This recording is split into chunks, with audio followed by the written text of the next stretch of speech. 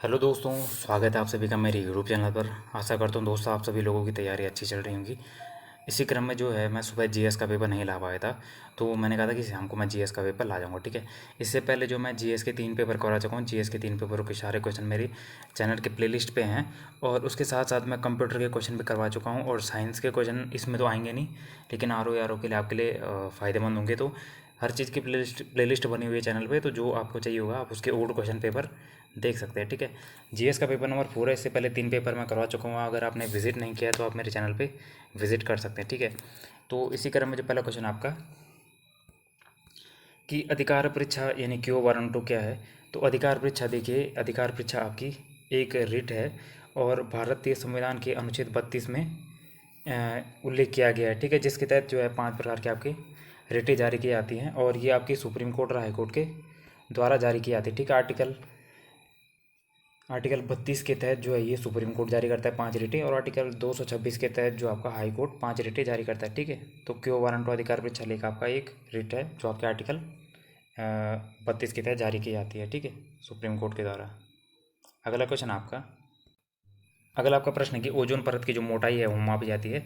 तो ओजोन परत की मोटाई जो है ये आपके डॉप्सन यूनिट में, ओजोन परत की जो मोटाई है दोस्तों ये डॉप्सन यूनिट में मापी जाती है। और ओजोन परत जो आपकी ये समताप मंडल में पाई जाती है। ठीक है, ओजोन परत किस मंडल में पाई जाती है, तो ये आपकी समताप मंडल में पाई जाती है। अगला आपका प्रश्न है कि जो विधि का शासन है, तो विधि का शासन किसका द्योतक है। तो विधि का शासन जो आपका ये संविधान की ये विधि की सर्वोच्चता का द्योतक है। ठीक है, विधि का शासन आपका विधि की सर्वोच्चता का द्योतक है।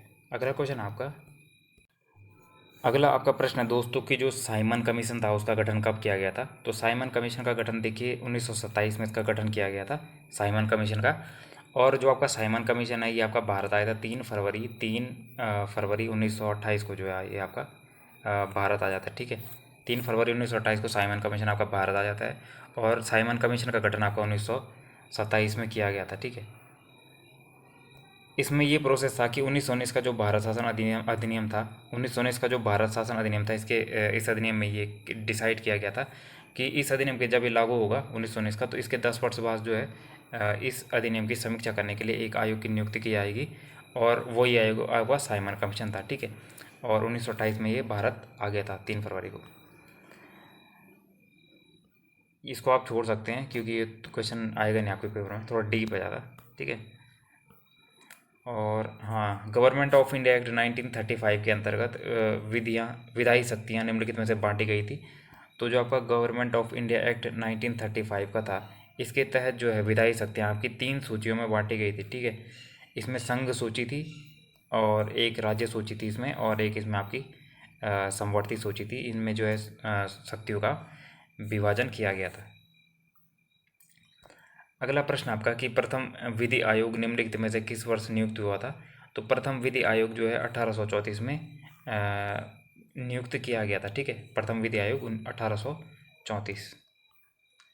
अगला क्वेश्चन आपका कि मुगल बादशाह शाह आलम द्वितीय द्वारा कब ईस्ट इंडिया कंपनी को बंगाल की दीवानी प्रदान की गई थी। तो 1765 में जो है मुगल बादशाह शाह आलम द्वितीय था, उसने ईस्ट इंडिया कंपनी को बंगाल की दीवानी दे दी थी। ठीक है, क्योंकि इन्होंने जो है 12 अगस्त 1765 को इलाहाबाद की पहली संधि कर ली थी, और इस संधि के तहत इन्होंने शाह आलम द्वितीय से बिहार और उड़ीसा की दीवानी कंपनी को मिल गई थी। ठीक है, इस क्वेश्चन को भी आप स्किप कर सकते हैं, ओल्ड करंट अफेयर है। हाँ, ये थोड़ा है कि योजना आयोग के स्थान पर जो नया आयोग बना था वो आपका नीति आयोग था, national institute for transforming India, full form आप इसकी याद कर सकते हैं। और 1 जनवरी 2015 को जो है नीति आयोग का गठन किया गया था। ठीक है, अगला क्वेश्चन आपका, अगला आपका प्रश्न है दोस्तों कि 121वां संविधान संशोधन अधिनियम ये किससे संबंधित था।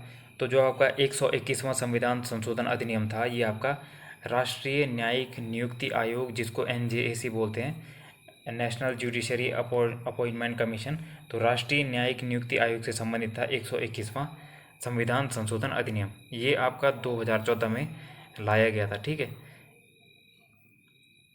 ये आपका थोड़ा संबंधित था किससे, जो सुप्रीम कोर्ट में जजों की नियुक्ति वगैरह होती है उससे कुछ रिलेटेड था। इसमें जो है गवर्नमेंट का हस्तक्षेप ज़्यादा हो रहा था, तो इसलिए इसको खारिज किया गया था। ठीक है, इसलिए इसको अपनाया नहीं गया था, लेकिन इंपॉर्टेंट है, पेपर में आता है कि राष्ट्रीय न्यायिक नियुक्ति आयोग से संबंधित था 121वां कॉन्स्टिट्यूशनल अमेंडमेंट आपका 2014 में आया था।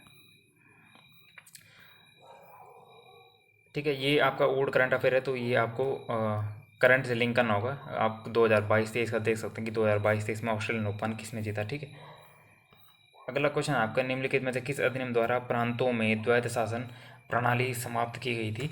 तो जो आपका भारत शासन अधिनियम 1935 था, तो भारत शासन अधिनियम 1935 के तहत जो आपकी प्रांतों में द्वैध शासन प्रणाली समाप्त की गई थी। जबकि जो भारत शासन अधिनियम 1919 था, इसके तहत जो है प्रांतों में द्वैध शासन प्रणाली लाई गई थी। ठीक है,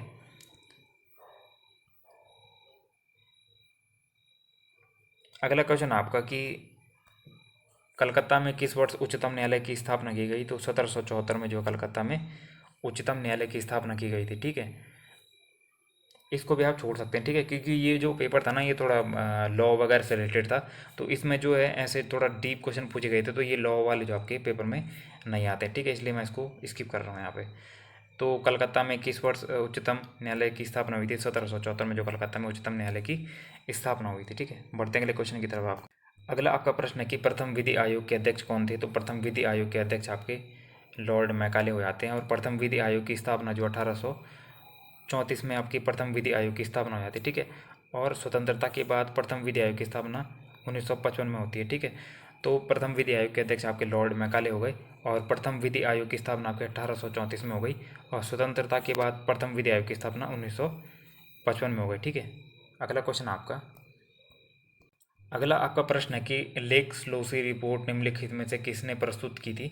तो लेक्स लोसी रिपोर्ट आपकी प्रथम विधि आयोग से संबंधित है। ठीक है, प्रथम विधि आयोग ने आपकी लेक्स लोसी रिपोर्ट को प्रस्तुत किया था। अब अगला क्वेश्चन है, देखिए ओल्ड करंट अफेयर का है, 2014 का ज्ञानपीठ पूछा है, तो इसका आपको करंट से, ठीक है, तो यहाँ पे 2014 का पूछा, तो हम इसको करंट से लिंक करेंगे। हम यहाँ पे देखेंगे 2022 का। ठीक है, 2022 का जो है आपका तो दोस्तों 2022 का आपका मैंने बता दिया था आपको। 2022 का आपका दामोदर मौजा को मिला है, दामोदर मौजा को मिला है 2022 का 57वां ज्ञानपीठ। और जो 56वां ज्ञानपीठ आपको मिला है, वो आपका नीलमणि फुकन को मिला है। अगला क्वेश्चन आपका, अगला प्रश्न है कि हिमालय की पारिस्थितिकी संरक्षण हेतु उत्तराखंड सरकार ने सितंबर 2014 में किस दिन 2015 से हिमालय दिवस मनाने की घोषणा की। तो 9 सितंबर से जो आपकी हिमालय दिवस मनाने की घोषणा की गई थी। ठीक है, ये भी आपका ओल्ड करंट अफेयर है, तो इसको भी स्किप कर सकते हैं। अगला आपका प्रश्न है कि ग्रीन बोनस क्या है। तो ग्रीन बोनस आपका राज्य द्वारा प्रदत्त पर्यावरणीय सेवाओं के प्रतिफलन की क्षतिपूर्ति से संबंधित हो जाएगा आपका ग्रीन बोनस। ठीक है, अगला क्वेश्चन आपका, अगला प्रश्न है कि संयुक्त राष्ट्र महासभा ने 21 जून को घोषित किया था। तो 21 जून को आप घोषित किया था अंतर्राष्ट्रीय योग दिवस, जो आपका संयुक्त राष्ट्र महासभा ने 21 जून को घोषित किया था। ठीक है, जो आपका विश्व खाद्य दिवस है आपका 16 अक्टूबर को मनाया जाता है। अंतर्राष्ट्रीय महिला दिवस आपका 8 मार्च को मनाया जाता है, और विश्व जनसंख्या दिवस आपका 11 जुलाई को मनाया जाता है। ठीक है, अगला प्रश्न आपका कि भारत आने वाला प्रथम ईसाई मिशनरी कौन था। तो संत थॉमस आपका जो है भारत आने वाला प्रथम ईसाई मिशनरी था। ठीक है, अगला क्वेश्चन है कि नाट्यशास्त्र पुस्तक के लेखक कौन है। तो नाट्यशास्त्र पुस्तक के लेखक कौन थे, ये आपके भरत मुनि ने जो आपकी नाट्यशास्त्र लिखी है। ठीक है, अगला क्वेश्चन है कि शक संवत प्रारंभ हुआ था। तो शक संवत जो है 78 ईस्वी में शक संवत का जो है प्रारंभ हुआ था।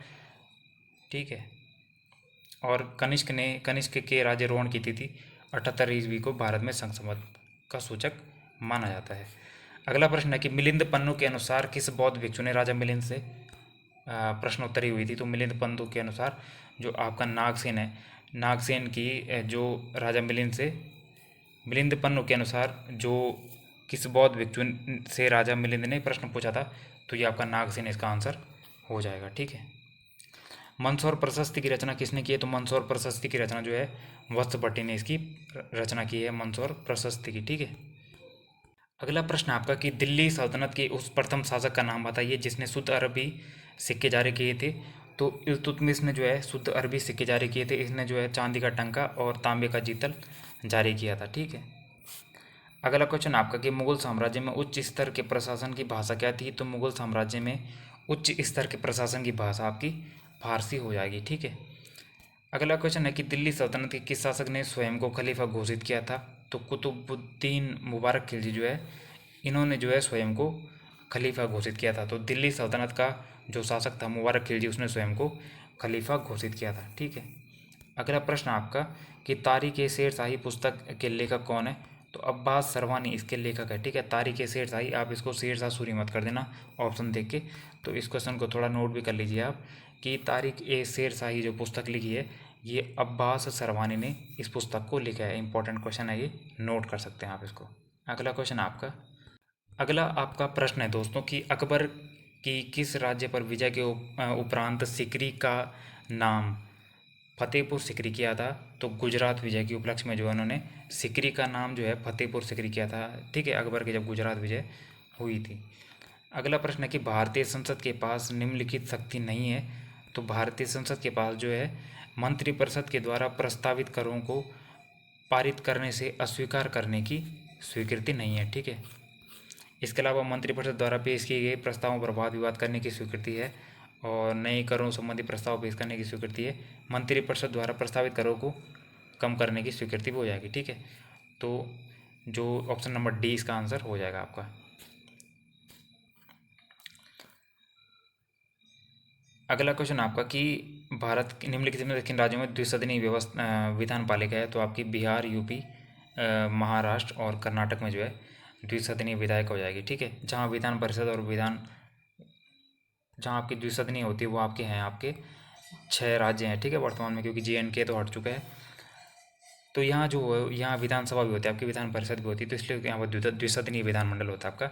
जैसे इसमें आपका हो गया बिहार आ गया और यूपी आ गया और महाराष्ट्र आ गया, कर्नाटक आ गया, आंध्र प्रदेश आ गया, तेलंगाना आ गया, ये सभी द्विसदनीय विधायिका होती हैं। तो 6 स्टेट हैं वर्तमान में, ठीक है।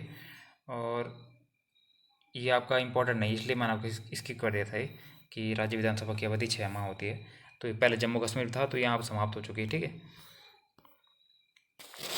अगला प्रश्न है कि भारतीय संविधान में मौलिक कर्तव्यों को किन संशोधनों के आधार पर शामिल किया गया है। तो मौलिक कर्तव्य हमने 42वें संविधान संशोधन और 86वें संविधान संशोधन के तहत अपने जो संविधान है उसमें शामिल किए हैं, ठीक है। 42वां संविधान संशोधन के द्वारा हमने 10 मूल कर्तव्यों को जोड़ा था और 86वां संविधान संशोधन के द्वारा हमने जो है 11वां मूल कर्तव्य जोड़ा था, ठीक है। अब इनकी संख्या कुल 11 हो चुकी है और भाग 4A में है ये और आर्टिकल 51A में, ठीक है। आपके लिए कमेंट बॉक्स में क्वेश्चन है कि मूल कर्तव्य हमने किस देश से लिए, आप कमेंट करके बताइएगा, ठीक है। अगला क्वेश्चन है कि निम्नलिखित में कौन एक भारतीय राष्ट्रपति लोकसभा के अध्यक्ष भी रह चुके हैं। तो आपके नीलम संजीव रेड्डी जो हैं वो एक ऐसे राष्ट्रपति थे जो लोकसभा के अध्यक्ष भी रह चुके हैं, ठीक है। और इनके बारे में एक और फैक्ट है कि ये एकमात्र ऐसे राष्ट्रपति हैं जो निर्विरोध निर्वाचित हुए थे, ठीक है। यंग बंगाल आंदोलन किसके द्वारा प्रारंभ किया गया था, अगला क्वेश्चन आपका। तो आपका यंग बंगाल आंदोलन से क्वेश्चन पिकअप किया है। तो यंग बंगाल आंदोलन जो शुरू किया है वो हेनरी विवियन डेरिजियो ने जो है आपका यंग बंगाल आंदोलन की शुरुआत की थी, ठीक है। अगला क्वेश्चन आपकी कि बंदी जीवन पुस्तक किसने लिखी है। तो बंदी जीवन पुस्तक आपकी सचिंद्र सन्याल ने लिखी है और इसी के साथ इनकी एक और बुक है द रिवोल्यूशनरी, ठीक है। द रिवोल्यूशनरी भी इन्हीं की बुक है और बंदी जीवन भी इन्हीं की बुक है। दोनों बुकें लिखी आपकी सचिंद्र सन्याल ने। अगला क्वेश्चन आपका, अगला आपका प्रश्न है दोस्तों कि अभिनव भारत की स्थापना किसने की थी। तो अभिनव भारत की स्थापना जो है VD सावरकर ने की थी और 1904 में जो है इन्होंने अभिनव भारत की स्थापना की थी। 1904 में अभिनव भारत की स्थापना की आपका VD सावरकर ने, ठीक है। अगला प्रश्न आपका कि भारत का प्रथम वायसरॉय कौन था। तो भारत का आपका प्रथम वायसरॉय हो जाएगा लॉर्ड कैनिंग, ठीक है। और 1857 का विद्रोह के समय में भी यही था आपका वायसरॉय, ठीक है। अगला क्वेश्चन है कि governor general Lord William Bentinck ने सती प्रथा का निषेध कब किया था। तो सती प्रथा का निषेध जो आपका लॉर्ड विलियम बेंटिक ने किया था और 1829 में किया था। और इसमें जो अथक प्रयास किए गए थे वो राजा राममोहन राय के द्वारा ही किए गए थे, ठीक है। अगला क्वेश्चन आपका कि भारत का मान्य न्यायवादी निम्न की कार्यवाही में भाग लेने का अधिकार रखता है परंतु उसे वोट देने का अधिकार नहीं है। तो वो संसद के किसी भी सदन की कार्य में भाग ले सकता है। संसद के सदन की जो संयुक्त बैठक होती है आर्टिकल 108 के तहत उसमें भी वो भाग ले सकता है और संसद की समितियों में जहाँ मनोनीत सदस्य हो वहाँ भी भाग ले सकता है। उपयुक्त सभी इसका आंसर हो जाएगा। और आर्टिकल 76 में जो आपका महान्यायवादी का पद होता है, ठीक है। अगला आपका प्रश्न है कि मतदाताओं की न्यूनतम आयु 21 वर्ष से कम करके 18 वर्ष। अगला आपका प्रश्न है दोस्तों कि मतदाताओं की न्यूनतम आयु 21 वर्ष से कम करके 18 वर्ष किस संवैधानिक संशोधन के द्वारा की गई थी। तो आपका जो 61वां संविधान संशोधन हुआ था 61 कॉन्स्टिट्यूशनल अमेंडमेंट 1989 में हुआ था, जो इसके तहत जो है मतदान की आयु 21 वर्ष से कम करके और 18 वर्ष इसमें की गई थी, ठीक है। अगला क्वेश्चन है कि स्थानीय स्वशासित सरकार की व्यवस्था निम्नलिखित में से किस अनुच्छेद में की गई है। तो आर्टिकल 243 में जो इसकी व्यवस्था की गई है। 73वां संविधान संशोधन 1992 के तहत स्थानीय स्वशासित अर्थात पंचायतों को संवैधानिक दर्जा इसमें दिया गया था। इसके तहत संविधान में जो है भाग 9 और 11वीं अनुसूची के साथ साथ अनुच्छेद 243 से 243 वो जोड़े गए और ये सभी आपके पंचायती राज से संबंधित है। ठीक है, तो 243 में ही आपका ये सब आ जाता है। पंचायती राज आपने देख के जाना, वहाँ से क्वेश्चन बनता है। अगला क्वेश्चन आपका कि संविधान संशोधन संबंधी विधेयक जो होता है वो पेश किया जाता है। तो संविधान संशोधन संबंधी जो आपका विधेयक होता है वो दोनों में से किसी भी सदन में पेश किया जा सकता है। आप उसको लोकसभा में रख सकते हैं, आप उसको राज्यसभा में पहले रख सकते हैं। ठीक है, और इसके लिए जो है आपकी राष्ट्रपति की पूर्व अनुमति अनुमति नहीं लेनी होती है। ठीक है, राष्ट्रपति की पूर्व अनुमति इसमें नहीं लेनी होती है संविधान संशोधन संबंधी विधेयक में। अगला क्वेश्चन अगला आपका प्रश्न है दोस्तों कि निम्नलिखित में से किसको राष्ट्रपति अपना त्यागपत्र संबोधित करता है। तो राष्ट्रपति जो है उपराष्ट्रपति को अपना त्यागपत्र संबोधित करता है। अगला क्वेश्चन आपका वर्ल्ड हिस्ट्री से पुनर्जागरण का प्रारंभ किस देश में हुआ था। तो पुनर्जागरण का जो आपका प्रारंभ हुआ था वो आपका इटली में हुआ था। ठीक है, इटली से आपका पुनर्जागरण प्रारंभ हुआ था। वर्ल्ड हिस्ट्री आपके सिलेबस में वहाँ से क्वेश्चन बन रखा है।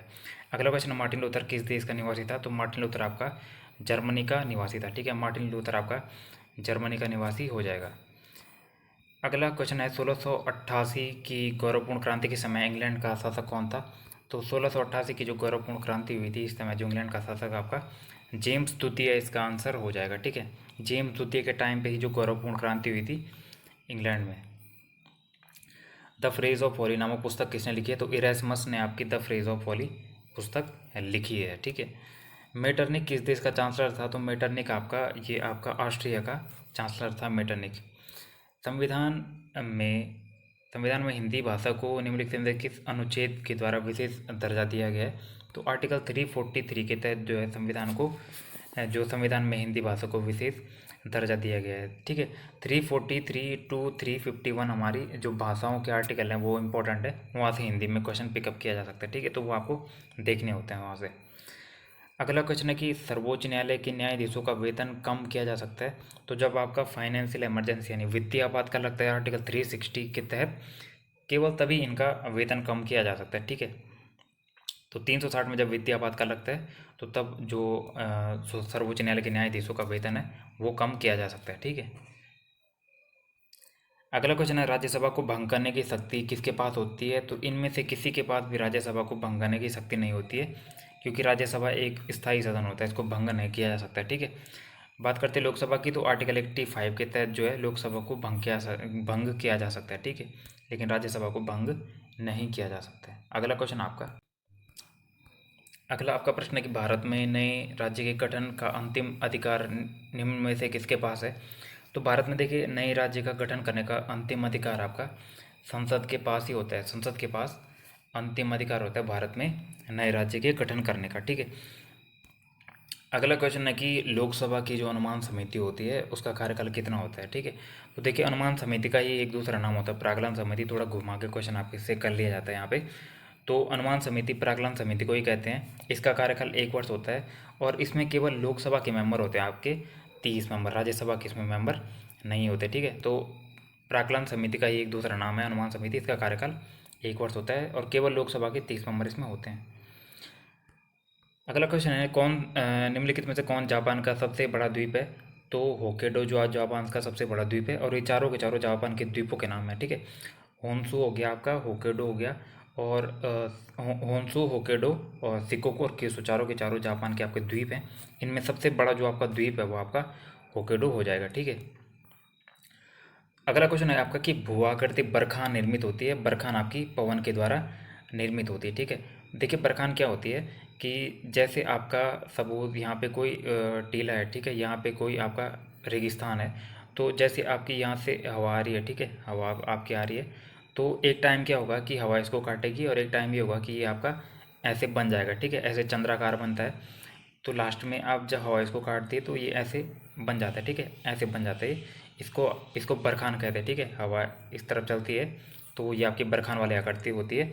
ये आपकी पवनों के द्वारा बनती है, मरुस्थलीय क्षेत्रों में बनती है। ठीक है, तो भूआकृति बरखान निर्मित होती है पवनों के द्वारा। अगला क्वेश्चन है स्टेलेटाइट और जो स्टेलेमाइट होती है ये किस प्रदेश में बनती है? तो स्टेलेटाइट और स्टेलेमाइट जो आपकी होती है ये कास्ट प्रदेशों में बनती है, ठीक है। अगला क्वेश्चन है विश्व में चाय का सबसे बड़ा उत्पादक देश कौन है? तो उस ये शायद उस टाइम अब चेंज ना हुआ हो, आप चेक कर लीजिएगा इसको, तो लेकिन चीन इसमें सबसे बड़ा उत्पादक देश है चाय का, ठीक है।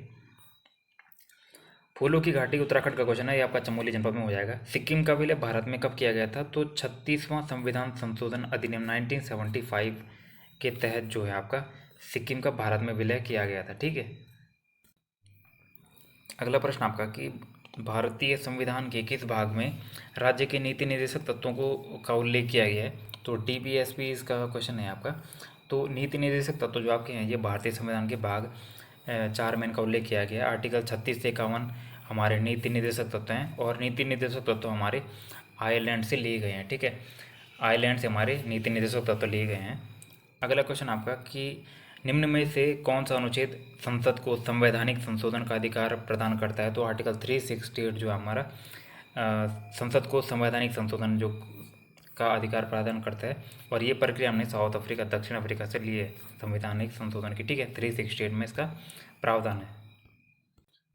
अगला आपका क्वेश्चन है कि भारतीय संविधान के किस अनुच्छेद में शामिल किया गया है कि राज्य सार्वजनिक सेवाओं में न्यायपालिका को कार्यपालिका से अलग करता है? तो यहाँ पे जो है न्यायपालिका कार्यपालिका का पृथक्करण आपसे पूछा गया है। तो आर्टिकल 50 में इसकी व्यवस्था की गई है कि न्यायपालिका अलग रहेगी, कार्यपालिका अलग रहेगी, ठीक है। तो न्यायपालिका कार्यपालिका का पृथक्करण आर्टिकल 50 में हो जाता है। अगला क्वेश्चन आपका कि भारतीय संविधान के किस अनुच्छेद के द्वारा यह घोषणा की गई है कि भारत राज्यों का एक संघ होगा? तो आपने देखा होगा ये क्वेश्चन प्रीवियस ईयर का है, ये क्वेश्चन आपका रिपीट हुआ है, ठीक है। हाल ही में जो क्वेश्चन वो हुआ था कनिष्ठ सहायक का 5 मार्च को, उसमें यहाँ से क्वेश्चन आया था ये वाला। तो अनुच्छेद 1 में ये व्यवस्था की गई है तो भारत राज्यों का एक संघ होगा, ठीक है। अगला क्वेश्चन है निम्नलिखित में से कौन सी नदी साइबेरिया में प्रवाहित नहीं होती है? तो आपकी नील नदी साइबेरिया में प्रवाहित नहीं होती क्योंकि ये आपकी दक्षिण अफ्रीका में है। नील नदी की लंबाई 6690 किलोमीटर है और ये आपकी साइबेरिया में प्रभावित नहीं होती है, ठीक है। इसी के साथ आपकी ओब हो गई, येनिसी हो गई और लीना हो गई, ये तीनों नदियाँ आपकी साइबेरिया में प्रवाहित होती है, ठीक है। अगला है आपका ये कोट सम्मिलित करना है, ये राजधानी है। यहाँ से इस टाइप के क्वेश्चन ऐसे बन नहीं रहे, फिर भी आप इसको देख लीजिए एक बार, ठीक है। तो नाइजीरिया की आपकी अबूजा है, अबूजा आपकी नाइजीरिया की हो जाएगी, और दक्षिण सूडान की आपकी जुबा राजधानी हो जाएगी, ठीक है। और संयुक्त अरब अमीरात की हो जाएगी आपकी अबू धाबी, और तंजानिया की होगी आपकी दोदोमा, ठीक है। ये आपका हो जाएगा, ठीक है। अगला क्वेश्चन है भारत के निम्नलिखित राज्यों में से कौन सा राज्य सर्वाधिक जूट उत्पादन करता है? तो जूट उत्पादन में आपको पता ही है पश्चिम बंगाल टॉपर है, तो पश्चिम बंगाल आपका सर्वाधिक जूट उत्पादन करने वाला राज्य है, ठीक है।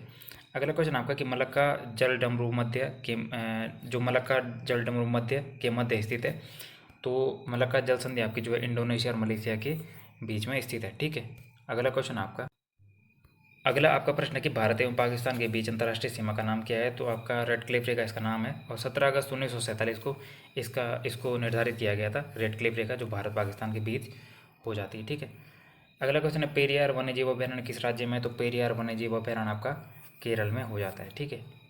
अगला क्वेश्चन है अगला आपका प्रश्न है कि निम्नलिखित में से किस राज्य का कोयले का संचित भंडारण सर्वाधिक है? तो भंडारण में देखिए मैंने आपको पिछली वीडियो में बताया था झारखंड में कोयले का संचित भंडारण सर्वाधिक है, और छत्तीसगढ़ में उत्पादन सर्वाधिक होता है, ठीक है। ये आंकड़ा थोड़ा चेंज होता रहता है, कभी ये आगे चले जाता है, कभी आगे चले जाता है, लेकिन अभी वर्तमान जो कंडीशन है उसके हिसाब से झारखंड में भंडारण ज़्यादा है, छत्तीसगढ़ का आपका उत्पादन ज़्यादा है कोयले के मामले में, ठीक है।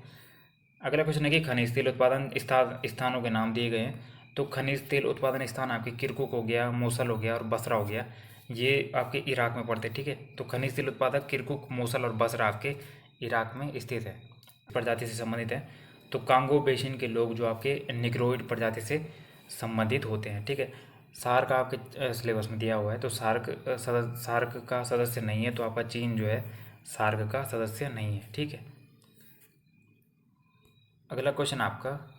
अगला आपका प्रश्न है कि मानचित्र पर बनाई गई समुद्र सतह से समान ऊंचाई वाले स्थानों को मिलाने वाली काल्पनिक रेखा को क्या कहते हैं?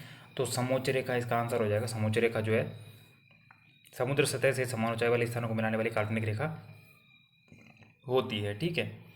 अगला क्वेश्चन आपका कि इंदिरा पॉइंट भारत के किस राज्य में स्थित है? तो इंदिरा पॉइंट आपके भारत के केंद्र शासित प्रदेश जो अंडमान निकोबार है वहाँ आपका इंदिरा पॉइंट स्थित हो जाता है, ठीक है। अगला क्वेश्चन आपका कि जब गल्फ स्ट्रीम अटलांटिक महासागर को पार करती है तो ये जानी जाती है। तो गल्फ स्ट्रीम की जो धारा होती है, जो गर्म धारा होती है, ये जब अटलांटिक महासागर को पार करती है तो इसको उत्तरी अटलांटिक ड्रिफ्ट कहते हैं, ठीक है। तो इसका आंसर ये हो जाएगा आपका। अगला क्वेश्चन आपका, तो दोस्तों जीएस के क्वेश्चन हो चुके हैं पेपर नंबर 4 तक कंप्लीट, और इसके बाद जो है पेपर नंबर 5 मैं कल मॉर्निंग में लाऊंगा।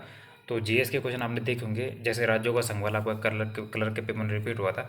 तो देखिए आपको जीएस के ओल्ड क्वेश्चन पेपर तो देखने ही होते हैं, ठीक है। तो वहाँ से क्वेश्चन रिपीट हो या ना हो, लेकिन अपने आपके जो आपका बैकअप होता है उसके लिए आपको जीएस के ओल्ड क्वेश्चन पेपर देखने होते हैं, तो आगे आपको एक आइडिया लग जाएगा आपका क्वेश्चन पूछने का लेवल क्या है, ठीक है। काफ़ी लोग कमेंट में बोल रहे थे कि कोई बुक सजेशन कर दीजिए वर्तमान में। तो देखिए फ्रेंड्स, जब आपका बुक सजेशन तब की जाती है जब आपके आने वाले एग्ज़ाम में बहुत ज़्यादा गैप होता है, ठीक है। सपोज़ अगर कोई पेपर ऐसा हो कि जिसके होने में कम से कम 7-8 महीने या 1 साल का गैप हो, तो उसके लिए जो है बुक सजेशन की जा सकती है, ठीक है। अगर कोई पेपर आपका 8 महीने या 1 साल बाद है तो उसके लिए बुक सजेशन की जा सकती है। लेकिन अगर आपका 1 महीने बाद, अब देखिए आपका अगले महीने आपका फॉरेस्ट गार्ड का पेपर है, ठीक है। उसके बाद उसके जस्ट बाद आपका वीपीडीओ है, और आपका सचिवालय रक्षक हो गया, और वन दरोगा का तो खैर सिलेबस अलग है। तो एक एक 2 महीने के अंतराल में जब आपके बैक टू बैक एग्ज़ाम्स होते हैं तो वहाँ पर आपको नई बुक्स की तरफ तो पहले तो जाना नहीं चाहिए, ठीक है। ज़्यादा से ज़्यादा आप क्या जा सकते हैं, देखिए आपको पता है सब परीक्षा वाणी, लूसेंट और लूसेंट हिंदी, और हिंदी के लिए आपको 1 या 2 एक्स्ट्रा बुक पढ़ते होंगे। उसके साथ आपको प्रीवियस ईयर के पेपर देखने होते हैं, ठीक है। जब आपका एग्ज़ाम बहुत नज़दीक होता है तो प्रीवियस ईयर पेपर आपके लिए रामबाण सिद्ध होते हैं। उसके लिए आप क्या कर सकते हैं, यूके ट्रिपल एस सी के देख सकते हैं प्रीवियस ईयर पेपर, और यूके ट्रिपल एस सी के देख सकते हैं, यूके पीएससी के देख सकते हैं आप। और अगर आपके पास यूपी ट्रिपल एस सी के हैं, देखिए मार्केट में मिलते हैं सारे ओल्ड पेपर, आप लेना चाहें तो, ठीक है। यूपी ट्रिपल एस सी के पेपर भी आप देख सकते हैं ओल्ड जीएस के, ठीक है। तो नई बुक लिस्ट में इसीलिए किसी को सजेस्ट नहीं करता हूँ, क्योंकि आपका एग्ज़ाम्स बहुत नज़दीक होता है, तो आपको नई बुक लिस्ट की तरफ जाना नहीं चाहिए, ठीक है। आप लेने को तो उसको ले लोगे, उस टाइम आदमी के अंदर जोश होता है, क्योंकि मुझे भी एक्सपीरियंस है, मैं भी एस्पिरेंट रहा हूँ, और अभी मैं भी खैर तैयारी करता हूँ, ठीक है। तो इसीलिए मैं आपको बता रहा हूँ कि उस टाइम क्या इंसान ले लेता है, लेकिन बुक को घर में ला के फिर वो रख देता है, फिर उसको पढ़ता है नहीं। तो इसीलिए आपके पास 1 महीने का टाइम है, तो जो चीज़ें आपने पढ़ी उनको अच्छे से रिवीजन कीजिए। और जब आपको लग जाए कि आपने जैसे परीक्षा वाणी पूरी पढ़ी है तो 1-2 बार अपने उसको रिवीजन मार दिए, तो उसके बाद आप उसकी प्रैक्टिस सेट लगा सकते हैं, ठीक है। आपने ऑफलाइन लिए हैं या ऑनलाइन लिए, मैंने आपको सजेस्ट किया था आप ऑफलाइन प्रैक्टिस सेट लीजिए, तो उसके बाद आप उसके प्रैक्टिस सेट लगा सकते हैं, ठीक है। जैसे आपने 1-2 बार लूसेंट से हिस्ट्री का रिवीजन कर लिया, फिर आप उसको छोड़ सकते हैं, फिर आप हिस्ट्री जीएस के क्वेश्चन देखिए, फिर आप प्रीवियस ईयर के क्वेश्चन याद कीजिए, ठीक है। तो नई बुक लिस्ट की तरफ आपको जाने की ज़रूरत नहीं है। हाँ, अगर किसी का एग्ज़ाम बहुत दूर है, किसी को अगर उत्तराखंड एसआई का देखना है या बंदी रक्षक का देखना है, क्योंकि आई थिंक एसआई का और बंदी रक्षक का ही एग्ज़ाम ऐसा होगा ग्रुप सी लेवल का, जो आपका शायद बहुत दूर होगा। आई थिंक इस साल के लास्ट में होंगे शायद वो दोनों एग्ज़ाम, मेरे को जहाँ तक लग रहा है, क्योंकि नोटिफिकेशन भी उसका आया नहीं है। तो आई थिंक जो एसआई बंदी रक्षक है वो नवंबर दिसंबर, मेरे को ऐसा ही लग रहा है, तो उसके लिए टाइम है, ठीक है। अगर किसी को एसआई वगैरह के लिए लेनी होंगी तो वो मुझे बता देना, मैं एसआई के लिए उसको हर सब्जेक्ट की बुक लिस्ट सजेस्ट कर दूंगा, ठीक है। क्योंकि एसआई के लिए आप ले सकते हैं ना, उसके लिए आपके पास टाइम है पढ़ने के लिए, तो ठीक है। तो ज़्यादा समय न लेते हुए आज के जीएस के क्वेश्चन को मैं एंड करता हूँ। मिलते हैं नेक्स्ट वीडियो में। आपको सेशन अच्छा लगा तो शेयर एंड सब्सक्राइब जरूर कीजिएगा। कमेंट बॉक्स में आपको अपनी फीडबैक जरूर दे सकते हैं, किसी क्वेश्चन का आंसर रॉन्ग हो जाता है तो आप वो भी मुझे बता सकते हैं, ठीक है। और फ्रेंड्स, आपसे एक अनुरोध है मेरा कि कम्युनिटी बॉक्स के आंसर जो है, सही आंसर मैं पिन कर देता हूँ 8-10 घंटे बाद, तो आप उनको कम्युनिटी बॉक्स में एक बार देख लीजिए कीजिए कि इसका सही आंसर क्या है, ठीक है। तो होप आपको सेशन अच्छा लगा। मिलते हैं नेक्स्ट वीडियो में। Thank you.